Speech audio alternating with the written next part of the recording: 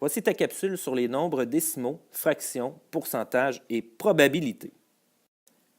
Lorsqu'on travaille avec une fraction, un nombre décimal ou un pourcentage, la clé du succès pour être capable de changer d'expression de l'une à l'autre, c'est vraiment la fraction sur 100. C'est elle qui va nous permettre facilement de se promener avec un nombre décimal pour la transformer avec une fraction ou un pourcentage. La fraction sur 100, c'est la clé du succès. Je te laisse lire ce tableau tiré directement du cahier d'activité. Je te demande de le lire au complet, d'essayer de bien comprendre ce qui est écrit. Tu vas voir, c'est quand même assez simple et clair. Dans l'exemple qui suit, il faut vraiment se concentrer sur la fraction sur 100. Si on ne l'a pas, il faut la trouver. Exemple, 5 dixièmes en A, 5 dixièmes, ça s'écrit en fraction comme ça. Yeah, j'ai une fraction sur 10. Assez évident de trouver une fraction sur 100. Je te réfère à ta capsule de fraction équivalente si tu ne te souviens plus comment faire. Alors, je fais x 10 en bas et en haut. J'ai donc ma fraction sur 100. Alors, je suis content parce que je sais que sur 100 puis pour cent, c'est la même chose. Alors, 50 centièmes puis 50%, c'est la même chose. Et ici, regarde, je peux déjà mettre ma fraction, je l'avais déjà trouvée. 50 sur 100. 30%. Je viens de dire que pour cent puis sur 100, c'est la même chose. Alors, 30% puis 30 centièmes, c'est équivalent. Puis 30 centièmes, on l'entend, 30 centièmes. Alors, quand je viens pour remplir ici, alors, ici 0,3, tu le sais que si tu mets ton 0 comme ça, je vais te le mettre bon pareil. Je vais juste te rappeler qu'il n'est pas obligatoire. Puis notre fraction ici, 30 sur 100. En C, oups, j'ai 2 cinquièmes. Bien, 2 cinquièmes, est-ce que je suis capable de mettre ça sur 100? Bien, tout à fait. Si je multiplie par 20, en haut et en bas, alors je me retrouve avec 40 centièmes. Tu le sais que 40 centièmes, c'est 40%. Et c'est la même chose que 4 dixièmes.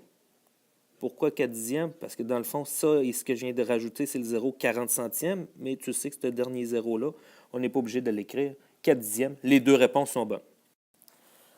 On va commencer aussi à parler de probabilité cette semaine parce qu'il y a un lien à faire entre la probabilité, dans le fond, sur les chances de gagner.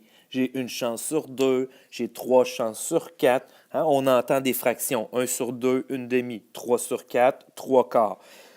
Avec les probabilités, il y a un vocabulaire qui est rattaché à ça. Ce que je te demande de faire pour cette semaine, c'est de vraiment bien apprendre les termes que tu vois, impossible, moins probable, possible, plus probable et certain, et de lire leur définition, de lire les exemples qu'il y a sur ce petit tableau. Alors, je te demande de faire un effort pour bien le faire. On va en reparler en classe. Je vais aborder ça avec toi au retour de la semaine.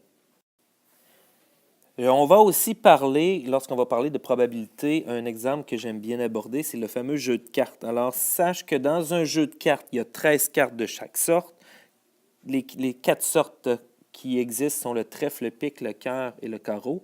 Et sache aussi que la carte V, qui est le valet, ça vaut 11. Le D pour la dame vaut 12. Le R pour le roi vaut 13. Et le A, qui est l'as, vaut 1. 1 ou 14, tout dépendamment des jeux.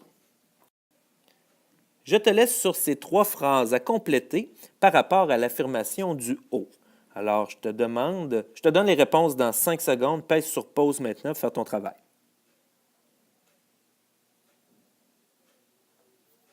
OK, alors n'oublie pas que le truc est de passer sur une fraction sur 100. Alors, on va ici trouver par quoi je multiplie le 4 pour arriver à 100. Pense à tes 25 sous. 4 fois 25. Je fais 25 en bas, je fais x 25 en haut. J'arrive avec ma fraction sur 100, qui est la clé de mon succès. 25 centièmes. Je l'entends comme il faut, 25 centièmes, ce qui me permet de trouver, tiens, l'affirmation du bas, celle du milieu, 25 centièmes, ça se dit la même chose. Puis, on a vu dans la capsule que centième ou pourcent, c'était identique. Alors, et voilà. Bravo si tu avais trouvé les 3 bonnes réponses. Bonne semaine et bon travail.